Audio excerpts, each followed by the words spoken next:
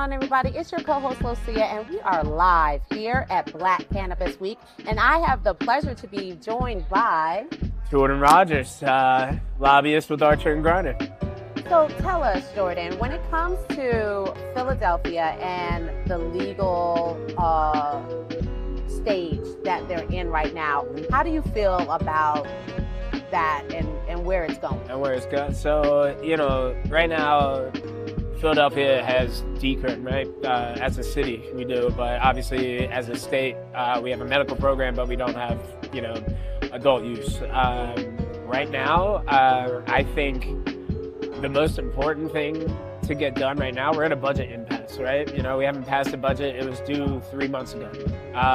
And why not have a $300 million to $500 million cash crop to be able to fund, our public transit, for, Absolutely. Forever, or, have these funds go to our communities, to invest in our communities. It's like I mentioned it, in another conversation I was having, is that, our neighbors across the river, Camden, have been investing in the communities for a decade now. They just had their first homicide-free summer in 50 years, Wow. So it's really, really about getting it right. And if that takes a little bit of time, but, it really does come down to funding our communities and funding the things that, we need as people. So this conference is kind of focused around cannabis freedom, but when I think about cannabis freedom as a homegrown advocate, that includes home cultivation. Absolutely. That is not happening here in Philly. It's not happening in the state of Pennsylvania. Where are you guys on ensuring that people do have ultimate safest access by being able to cultivate their own cannabis? Yeah, so right now, as it stands, in the medical program, you can't home cultivate, unfortunately. But in the adult use bills that have come up now, the ones that are actually, rolling, it is, you have to be a medical patient, but you can grow, I believe, up to three plants.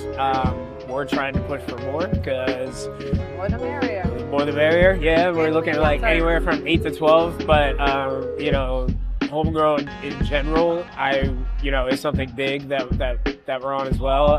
So we're happy to see that it's in the legislation, and to be protected through this. Well, I hope you guys hurry up and get to it, because homegrown is definitely, it's where it's at, and there is not full legalization, even if you do get a recreational program, without having that homegrown component. Well, I know that Philly is grateful to have somebody like you on board, advocating and lobbying with the people that actually make these laws happen.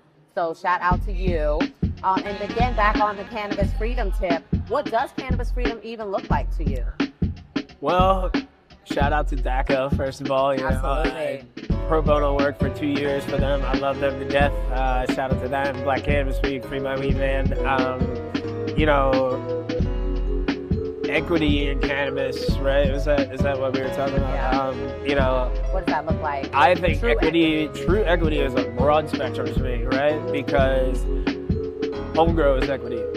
Why can't I not have the right to be able to cultivate my own cannabis? That's equity. Investing in our communities and people, letting them out of prison and jail, that's equity. Letting them participate in the market that put them there in the first place, that is equity. Building up the communities that were harmed by the war on drugs and are still continuing to be harmed on drugs, that's equity. Expansion of licenses, opportunities, right? Our small farmers here in Pennsylvania, women, veterans, that's equity. These are forgotten people, and our independent growers, that's equity, to everyone comes in, and it's, I think we were talking earlier, like MSOs have their place in legalization, in the market, right?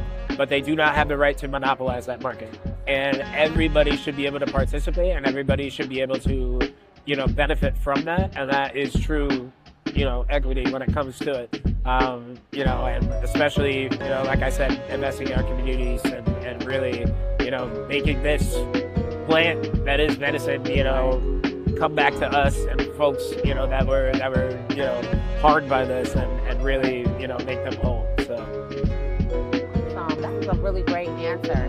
And for those who've never been to Black Cannabis Week, or who have thought about coming to attending, but were maybe like a little bit on the fence. Why is it important for people to support this event by showing?